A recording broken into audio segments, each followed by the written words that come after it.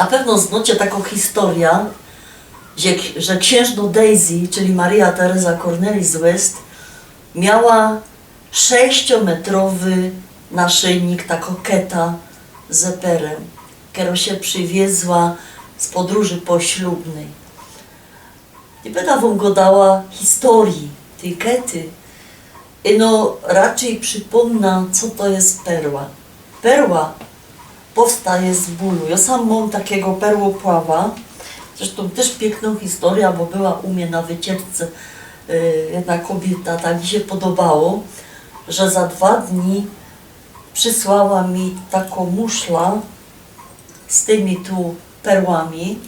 No one są tu przylepione tak na stałe, także on to troszkę inaczej ten perłopław zrobił, także to nie jest takie mocno warte, ale dla mnie to jest moc wartościowe po takiemu, że ona mi to dała, to była taka piękna pamiątka z Kuby dla niej, ale co o perłach.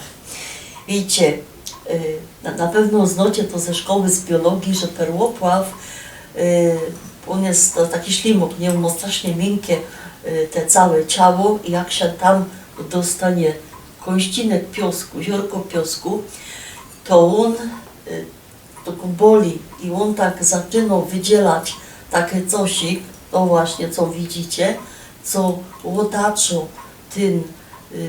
te ziarko piosku, co rozbaży, robi się to takie łagodne i nareszcie go to przestaje tak ciorać i kłuć.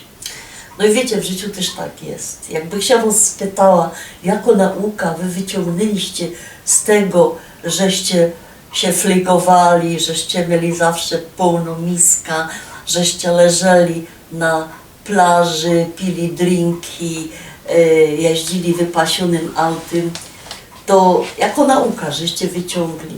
No żadnej. To, że wam sąsiady zawidziły, to nie jest żadna nauka. To, żeście byli od kogoś lepsze, a boście mieli bardziej wygodne, to nie jest żadna nauka. Ale nauka jest no niestety z bólu, klęski i porażki. I właśnie cała seria tych bifejów byda miała przed tym parawanem, bo porażka, kaj mnie nie dopuścili i dali.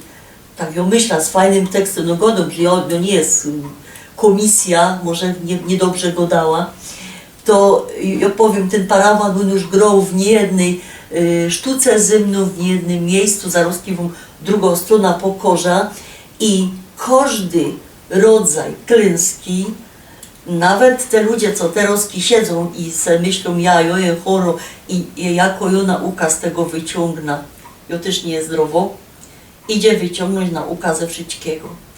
Nie chcę się sam wam zwierzać, ale pomyślcie o tym, że ta drugą strona życia, mimo że boli, jest czasami bardziej wartościowo. Pamiętajcie o perłopławach.